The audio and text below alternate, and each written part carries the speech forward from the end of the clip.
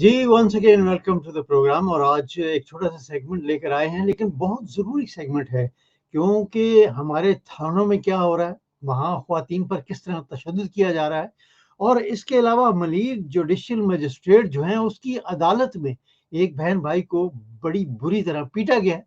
इस पर हम बात करने जा रहे हैं कि हमारी जुडिशरी और हमारे वो अदारे कहाँ हैं, जो इंसाफ़ दिलाते हैं एक आम आदमी को। क्योंकि हमारे वो हुक्मरान जो मुल्क को लूटते हैं, उनके लिए तो बड़ी ए क्लास अकोमोडेशन मिलती है जेलों में, लेकिन जब गरीब कोई फँसता है, तो उसकी क्या हालत होती है। पहले आप ये क्लिप देखिएगा कि ये ख़्वातीन जो हैं, इनको लाया गया है और जो इंस्पेक्टर है, उसने प्राइवेट रूम में कैसे इनके साथ तशद्दुद किया है। ज़रा ये मुलाहिज़ा कीजिए और उसके बाद हम प्रोग्राम को आगे बढ़ाएँगे।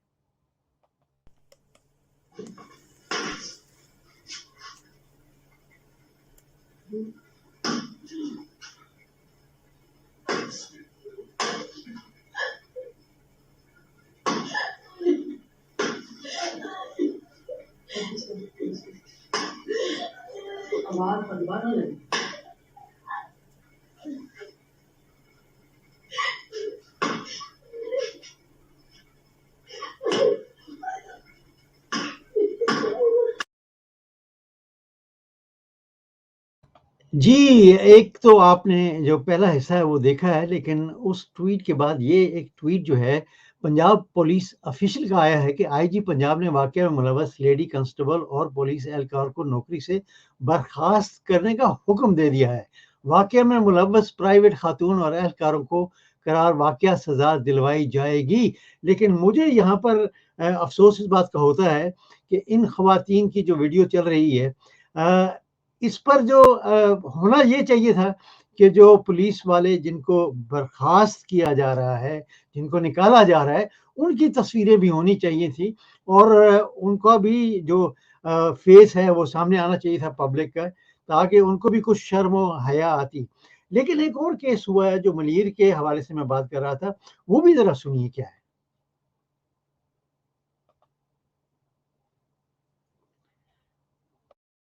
आज मैं और मेरा भाई इंसाफ के लिए मलीर कोर्ट गए थे। हम लोग, मेरे भाई का चेक 65 लाख का बाउंस हो गया था और मेरा जो साबका शौहर है अली हसनैन सरगाना, उसके खिलाफ हम लोग गए थे। आज हमारी पेशी थी कोर्ट में। हम लोग वहां पहुंचे तो अली हसनैन सरगाना के साथियों ने, जो गुंडे और दहशतगर्द बने हुए थे, उन्होंने हमें यरगमाल बना लिया और हमें रोक के हम पे बेइंतहा तशद्दुद किया। इतना मारा मुझे और मेरे भाई को, और मेरी बेहुरमती की गालम गलौज करते रहे, मारते रहे, और उसकी सारी वीडियो मौजूद है। मैं ये पूछना चाहती हूँ कि वो एक कोड है, वहां कोई ऐसा कानूनी इदारा मौजूद नहीं था जो हमें हिफाजत देता, ये जो हमें बचाता। ऐसा इदारा वहां कोई नहीं था, वहां कोई नहीं आया जो हमें बचाता।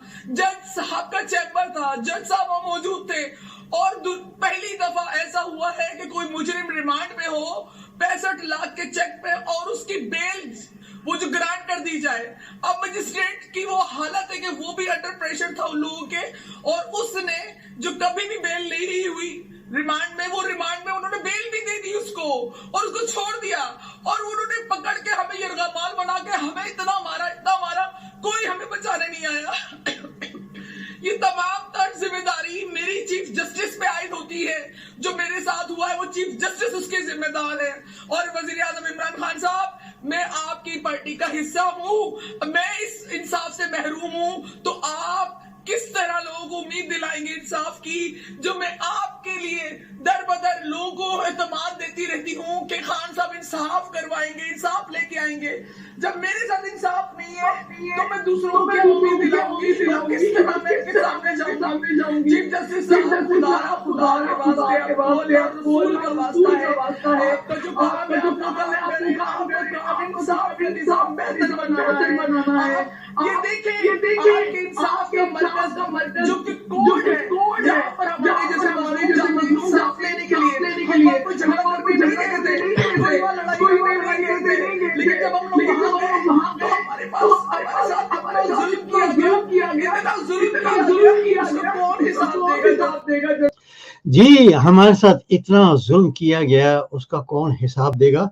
और ये लैला परवीन है और इनके जो शोहर हैं ये साबका बीवी हैं वकील अली हसनैन की। अली हसनैन जो है उन्होंने कुछ कर्जा लिया, कोई तकरीबन 60 लाख रुपया उसके चेक थे, वो बाउंस हो गए और उनको लॉकअप में रखा गया और फिर अदालत में पेश किया गया ज़मानत के लिए। और इनका जो बयान आपने सुना उसमें ये कहा गया है कि जो मजिस्ट्रेट थे वो भी प्रेशर के नीचे से जितने वकला वहाँ अली हसनैन की हमायत में इकट्ठे हुए और उसके बाद जब उसको ज़मानत मिल गई, प्रेशर में आए मजिस्ट्रेट साहब, तो उसके बाद उसने अपने तमाम वकला साथियों के साथ मिलकर इन दोनों बहन भाइयों को बहुत ज़बरदस्त पीटा। लेकिन दूसरी तरफ एक जो ख़त है वो भी आया है जो बार एसोसिएशन के सदर हैं सलाउद्दीन साहब उनकी तरफ से, और वो कहते हैं कि जी जो अली हसनैन है वकील उसको लॉकअप में भी पीटा गया है। लेकिन हैरत तो ये है कि लॉकअप में पीटा गया लेकिन उसकी कोई वीडियो, कोई एविडेंस सामने नहीं आया। इस पर हम बात करेंगे। सबसे पहले हमारे साथ all the way from Islamabad investigative journalist हैं जनाब इफ्तिखार चौधरी साहब, वो मौजूद हैं। जी अस्सलाम वालेकुम सर। वालेकुम सलाम काई साहब। जी वालेकुम सलाम। जी इफ्तिखार भाई, क्या कहेंगे आप ये जो मलीर में वाकया हुआ है, मजिस्ट्रेट की अदालत में ये सब कुछ हुआ और जो पुलिस लॉकअप से लेकर आई थी उसका क्या किरदार था और इस बहन भाई को खूब पिटाई की वकला ने। वैसे भी हमारे मुल्क में वकला गर्दी जो है वो तो आम हो रही है, मजिस्ट्रेटों को भी मारा जाता है, पीटा जाता है और अगर पुलिस वाले कोई उनको रोके तो उनको भी पीटा जाता है। क्या कहेंगे आप? शुक्रिया काई साहब। बात यह है कि जो अली हसनैन सरगाना एडवोकेट है इसका लाइसेंस 2017 में कैंसिल हो गया था इन्हीं हरकतों की वजह से। और इससे पहले ये लैला परवीन जो हैं इन्होंने पिछले माह में एक मुकदमा भी दर्ज करवाया था अली हसनैन के खिलाफ कराची में ही, और ये उन्होंने इल्जाम लगाया था कि इनकी जो बेटी है स्टेप डॉटर थी उन पर सेक्सुअल हरासमेंट का केस इन्होंने इनको दिया था, फिर इन पर डाला था और वो फिर बाद में बेल आउट हुई। अब ये 65 लाख का कोई चेक थे, वो 489F होता है जो चेक बाउंस हो जाता है, उस पर जाहिर है कि पुलिस उनको अरेस्ट कर लिया गया, बेल होनी थी। और बेल होनी थी तो अली सरगाना साहब जो है अपने 150 जितने भी लोग आप नजर आ रहे हैं वीडियोस के अंदर, तो वो लेकर चले गए हैं और उन पर तशद्दुद किया है और उनको ये इस बात पे तशद्दुद किया कि तुमने एक वकील पर, तुम्हारी जुर्रत कैसे हुई है कि तुम एक वकील पर 489F का चेक बाउंस का वो करवाएं, केस करें। जी, तो मेरा कहने का मतलब ये है, जो आप ने स्पीच जो सुनी होगी चीफ जस्टिस ऑफ पाकिस्तान की अली अहमद कुर्द के जवाब में, तो वो आप मुझे बताएं कि उसमें चीफ जस्टिस साहब को जज्बाती इन वाकयात पर होना चाहिए, ठीक है ना। अब ये जो तशद्दुद हो रहा है और कोर्ट के अंदर हो रहा है, कोर्ट के अंदर वो बेचारा डर कर उसको बेल दे रहा है, देखे ना उसके मुताबिक वो कहते हैं जी इसको रिमांड मिलना था तो बेल देना था। 489F की बेल इतनी आसान नहीं होती, और उसमें अब जाहिर है कि अब ये क्या हो गए, वकला जो है वो 50-100 बंदे इकट्ठे कर लेते हैं और ये मॉब जो है वो जनाब बेल या कोई भी उन्होंने अदालत के अंदर काम करवाने की कोशिश करता है। अब ये जो इफ्तिखार चौधरी साहब की जो तहरीक चली थी उसमें आप देखें कि मुल्तान में केस हुआ था तो वहां पे जनाब लड़ाई मार कुटाई हुई थी, उसके बाद कार्डियोलॉजी इंस्टीट्यूट के अंदर लाहौर के अंदर तशद्दुद किया गया, मरीजों को मारा गया, मरीज मर गए, उसके बाद उस केस का कुछ नहीं हुआ। अब ये इससे क्या किस चीज को वो मिलती है, फौकियत मिलती है कि आप एक प्रेशर ग्रुप बना लें, आप कोई भी चाहे वो आप मजहबी प्रेशर ग्रुप बना लें, आप बंदे मारें, आप टार्चर करें और हुकूमत को आप अपना उस पर टेबल पे ले आए, आपके खिलाफ पाकिस्तान में कुछ नहीं होगा। तो चीफ जस्टिस ऑफ पाकिस्तान को यह सोचना चाहिए कि जो डिलीवरी है जस्टिस की down to the level of lower court वो किस तरह देनी है। दूसरी तरफ पुलिस लॉकअप की आप बात कर रहे हैं, मुझे नहीं समझ लगती कि पुलिस लॉकअप, ये सलाउद्दीन साहब ने भेजा है लेटर भेजा, सिंध बार हाई कोर्ट बार के सदर है सलाउद्दीन साहब, वो कहते हैं कि उनको बीट किया गया उसके अंदर at the behest of Laila Parveen और किसके पुलिस लॉकअप में। अच्छा, वहां पे आप पुलिस की या उनकी कोई वीडियो नहीं है, अभी 100 लॉयर खड़े थे, हर एक लॉयर के पास एक कीमती सेल होगा, उन्हें किसी में तशद्दुद करते वो नहीं गिना गया, वो नहीं, उनकी वीडियो नहीं आपको मंजर आम पे नजर आ रही। यानी एक अनदर ट्विस्ट देने की कोशिश की जाएगी। लेकिन इफ्तिखार भाई, यहाँ सवाल ये पैदा होता है कि काली भेड़ें जरूर हैं, लेकिन तमाम वकला जो हैं उनमें बहुत लोग भी हैं।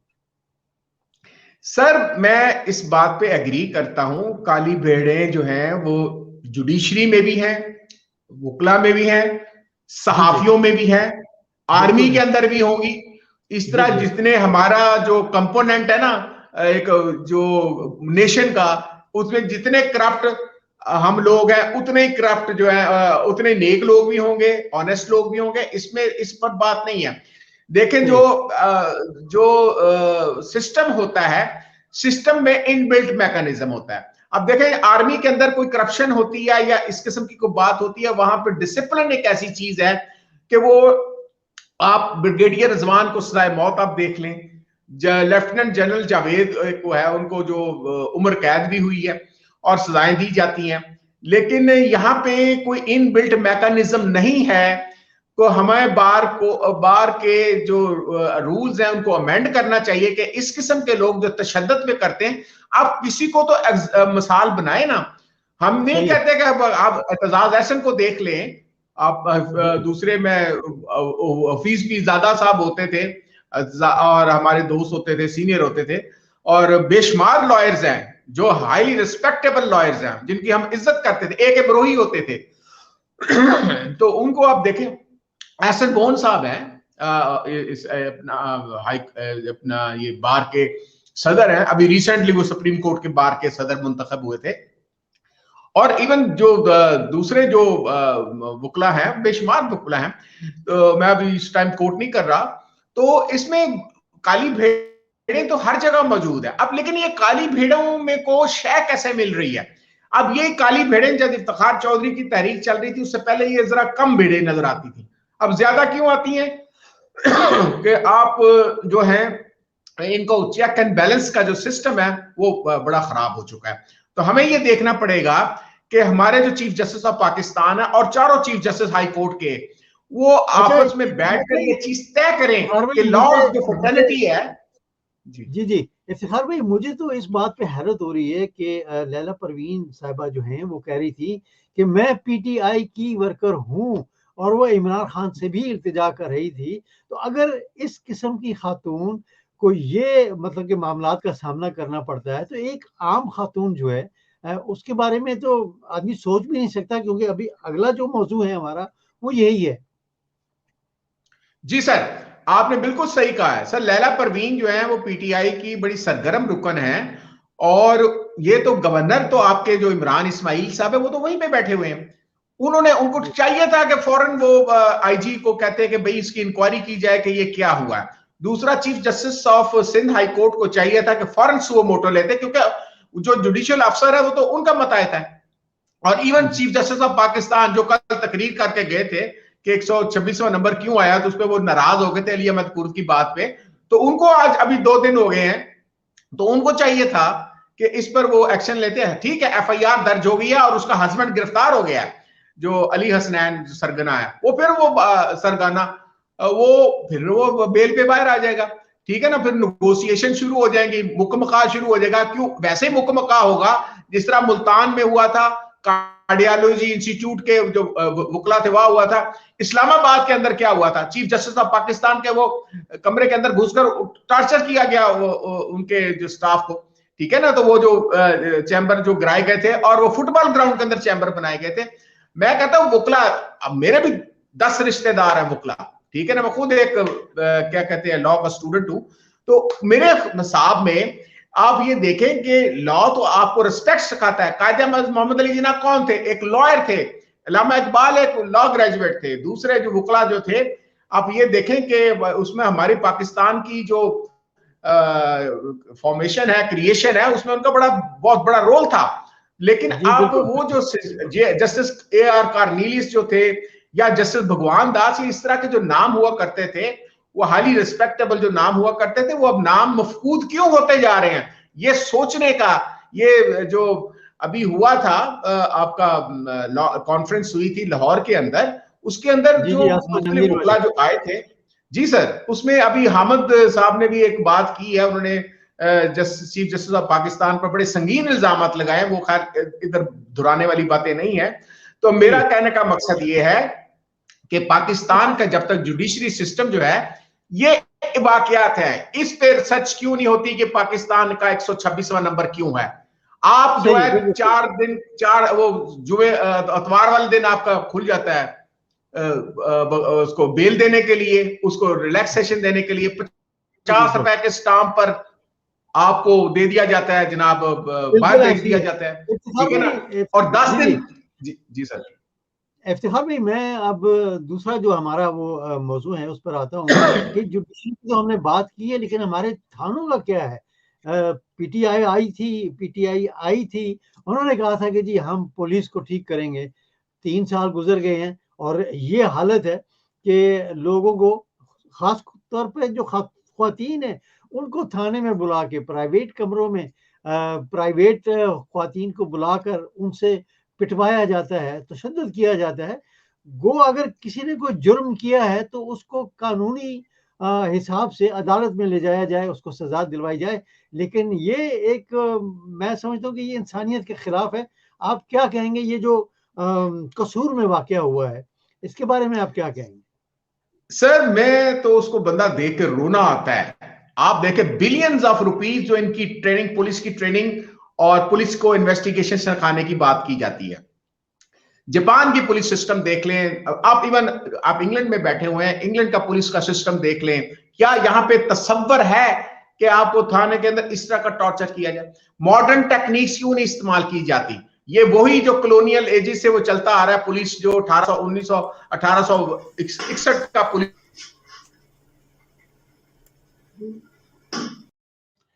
जी जी जी जी, बोलिए। तो मुझे बताएं, वो जो बिलियंस ऑफ रुपीज इनकी इन्वेस्टिगेशन और जो ट्रेनिंग पे ऊपर खर्च किया गया था, वो किधर गया? थाना को जनाब हम वो बना देंगे एक प्रोटेक्शन का, एक तहफ़्फ़ुज़ का बना दिया। पुलिस, आप देखें मोबाइल आती है, पुलिस से बंदा डर कर भागता है कि पता नहीं वो पकड़कर हमें अंदर ही ना कर दे। यहां पर जिस तरह हुआ था, ओसामा कत्ल हुआ था इस्लामाबाद पुलिस में। तो ये जो तशद्दुद किया जा रहा है, आप देखें इस पर आईजी राव साहब ने, सरदार राव ने ये इसको मुअत्तल भी कर दिया। मुअत्तल हो गया, अब मुअत्तल हो जाएगा। अच्छा, यहाँ पे लफ्ज इस्तेमाल करते हैं बर्खास्त। तो 90% लोग ये नहीं समझते कि बर्खास्त का मतलब है नौकरी से निकाल देना। ये नौकरी से निकालना नहीं होता, ये सस्पेंड कर देना होता है। हाँ जी, सस्पेंड करने से क्या होता है, वो महीने के बाद कहीं और से नमूदार हो जाएगा। अब सही मुझे है, बिल्कुल। बताएं कि वो जो बच्ची जैनब का मर्डर हुआ था, साहब रेप टू डेथ हुई थी, उसमें एक जो मर्द जो पकड़ा गया था मुलजम, उसने 11 बच्चियों को रेप किया था और रेप टू डेथ। तो उसमें से 5वें नंबर पे जो बच्ची रेप हुई थी, उसके मुलजम को शेखुपुरा पुलिस ने पकड़कर, एक जाली मुलजम पकड़ा, उसको जनाब तशद्दुद करके, टॉर्चर करके मार दिया। और वो वाह वाह करवा ली कि हमने उस बच्ची के जनाब कातिल को। बाद में जब डीएनए टेस्ट मैच हुआ, तो इसका निकला जो जैनब वाला आखिरी जो मुलजम पकड़ा गया। तो पता फिर पूछा, अब निकला गया कि भाई वो जो बच्चा कत्ल हुआ था, जो जबरदस्ती उठाकर लेके गए थे, उसको किस जुर्म में पदाश में उसको कत्ल कर दिया शेखुपुरा पुलिस ने। उस पर जनाब कुछ इंस्पेक्टर गिरफ्तार हुए, एसएचओ गिरफ्तार हुए, लेकिन अब इंसाफ नहीं मिला उनको। तो ये जस्टिस सिस्टम जो है, ये थानों के अंदर आईजी, मैं ये कहता हूं कि डीपीओ जो कंसर्न है ना, उसको जब ये इस तरह की कोई चीज निकले, उसकी छतरौल होनी चाहिए। अब ये डीपीओ बात मेरी सुन रहा होगा, क्योंकि आईजी भी सुन रहा होगा। तो डीपीओ और आईजी जो है वो, और ये तो थानेदार एसएचओ जो है, वो इधर से बदलेगा, 2 महीने मुअत्तल रहेगा, और दूसरी तरफ अगर ये वीडियो ना निकलती, मुझे ये बताएं, थानों में पहले रेप होते रहे हैं ये। आप रेप थानों के अंदर उठा के वो ले आते थे लड़कियों को, वो रेप नहीं होते थे उसमें। तो आप जो आम जो आदमी है, जो उसके साथ तो यही सलूक होता है। आप अगर आपकी एक बड़ी वीगो गाड़ी है, आप जनाब टॉर से जाएं, बैठे। अब मियां साहब जो शहबाज शरीफ साहब हैं, जब उनकी तफ्तीश नैब ने शुरू की, वो कहते बड़ा ऊंची बोलते हैं, ये मेरे डिस्टर्ब होता हूं मैं, और खाना जो है वो प्रॉपर एसी नहीं होता मेरे उस कमरे में, और फलां नहीं होता। तो ये उन लोगों के लिए, तो हमें जो इन्वेस्टिगेशन है वो सिलेक्टिव होती है, ये होती है सिलेक्टिव इन्वेस्टिगेशन, सिलेक्टिव जब होती है। आप इमरान खान साहब तो रोज वो पढ़ते हैं कि जनाब पहली जो उम्मतें इसलिए गर्क हो गई हैं कि उनमें जस्टिस सिस्टम नहीं था, बड़े के लिए और इंसाफ होता था और आम शख्स के लिए और इंसाफ होता था। तो मेरा ये कहने का मकसद है काजी साहब कि पुलिस रिफॉर्म अगर चाहिए तो वो अदरवाइज क्या होगा कि जत्थे बनने शुरू हो जाएंगे। एक साफियों का जत्था बनेगा, एक पुलिस वालों का जत्था बनेगा, एक जनाब मजहबी लीडर्स का जत्था बनेगा, वकीलों का जत्था बनेगा, और आप एक जत्था ग्रुप बन के बैठेंगे कि आपको किसी ने छेड़ा तो वो जनाब उसको मार दें। मुझे ये खौफ पैदा हो रहा है कि कल को कोई डेथ स्क्वाड ना बनना शुरू हो जाए इस तरह के केसेस में, कि पुलिस वालों को, जिस तरह आप कराची के अंदर पुलिस वालों को मारते हैं, ठीक है ना, चुन चुन के मारते हैं, वो ट्रैफिक पुलिस वालों को भी मारते हैं। तो खुदा का खौफ करे इमरान खान साहब और उस्मान बुज़दार खास तौर पे। और इसमें जो नालायकी है, मैं समझता हूँ कि पुलिस रिफॉर्म्स में जो फेलियर है वो उस्मान बुज़दार है। अदरवाइज आईजी तो इतने बदल चुके हैं और 14 के 15 के करीब पुलिस रिफॉर्म रिपोर्ट्स बन चुकी हैं, लेकिन उसके बावजूद भी आप थाने कल्चर को मजीद खराबतर होने से नहीं बचा सके। तो हमें लम्हा फिक्री है कि इमरान खान क्या अगली कोई भी गवर्नमेंट आए, मैं नहीं कहता इमरान खान आ रहा है या नहीं आ रहा, आना जाने के बाद छोड़ें, अगर आप पुलिस रिफॉर्म्स नहीं करेंगे तो आपका वही आपका होगा, आप इस सोसाइटी का वही हशर होगा कि ग्रुप बंदी और जत्था और ग्रुप बनेंगे, वो चाहे मजहबी ग्रुप बना ले, चाहे आप सेक्टेरियन ग्रुप बना ले, चाहे आप कोई प्रेशर ग्रुप बना ले और बंदे मारने शुरू कर दें, नोबडी विल बॉदर यू। चलिए ठीक है, बहुत बहुत शुक्रिया आपका, thank you very much Iftikhar भाई, और आइंदा किसी और प्रोग्राम में आपसे मुलाकात होगी। बहुत शुक्रिया आपका, थैंक यू वेरी मच जी। यही था आज का सेगमेंट। और आपको याद होगा कि एक बहुत पुराना एक गैंग हुआ करता था अमेरिका में, उनको पूरे हकूक जो हैं वो दिए गए थे, लेकिन वो गैंग जो था वो कोई प्राइवेट गैंग नहीं था, वो हुकूमत की तरफ से बना था, और वो जाकर जो जो मुल्ज़िम होते थे उनको पकड़ते थे और इंसाफ के कटारे में खड़ा करते थे। इस किस्म के या तो हुकूमत को या जुडिशरी को इनको चाहिए मिलके, या दूसरे जो अदारे हैं उनको भी चाहिए कि कुछ इस किस्म का सिस्टम लाएं कि हमारी जो ये थाना और कचहरी कल्चर है ये ठीक हो जाए, हमारी जुडिशरी जो है वो ठीक हो जाए। इफ्तिखार भाई ने बिल्कुल सही कहा कि कोई भी हुकूमत में होगा तो उसको ये चीज़ें रोकने में तब तक आसानी नहीं होगी जब तक वो रिफॉर्म्स पुलिस में और जुडिशरी में नहीं ला सकेंगे। यही था आज का प्रोग्राम। अगले प्रोग्राम तक मुझे इजाज़त दीजिएगा। अल्लाह हाफ़िज़।